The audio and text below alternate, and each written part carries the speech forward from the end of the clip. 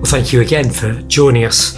This week we're spending time with some well-known passages from Paul's letters, his instructions to the church. Yesterday we read from the first part of Philippians Chapter 2, and we focused in on a challenge to stop grasping, but to imitate Christ's humility and servant-heartedness in the way we relate to one another. Today we're going to carry on in Chapter 3. And we're going to ask another question of ourselves. Are you and I moaners, complainers? If I'm honest, the older I get, the more I seem to moan and whinge. It became a bit more apparent to me recently when I was giving one of my sons a lift to his piano lessons. I was in a bit of a rush. We were picking him up from school, trying to get across busy Thanet roads with lots of post-school traffic. And I guess there was lots of poor driving. But I suddenly realised that in a journey of less than 15 minutes, I probably moaned about 7 or 8 times about the driving of other people. You know, they were driving too slow or too fast. They'd cut corners, forgotten to indicate. They hadn't let me through. They were too slow getting through traffic lights. You know, that kind of thing. Now, of course, the reality is that I too at times can drive too slow or too fast. I can sometimes cut corners. I certainly can forget to indicate.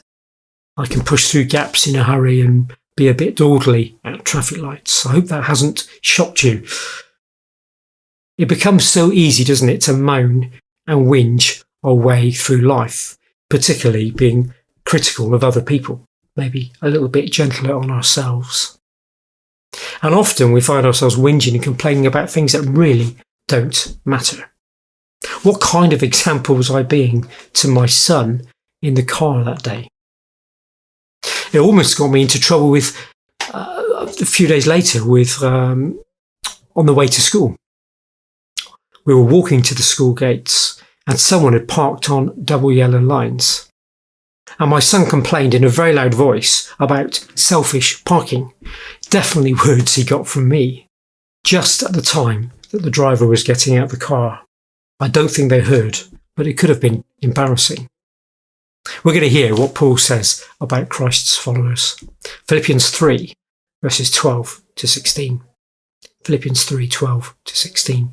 Therefore, my dear friends, as you have always obeyed, not only in my presence, but now much more in my absence, continue to work out your salvation with fear and trembling. For it is God who works in you to will and to act in order to fulfill his good purposes. Do everything without grumbling or arguing, so that you may become blameless and pure children of God without fault in a warped and crooked generation. Then you will shine among them like stars in the sky, as you hold firmly to the word of life. And then I will be able to boast on the day of Christ that I did not run or labour in vain. So there it is, very clear instructions from Paul. Do everything without grumbling or arguing. Do everything without grumbling or arguing. Then you will shine like stars in a dark sky.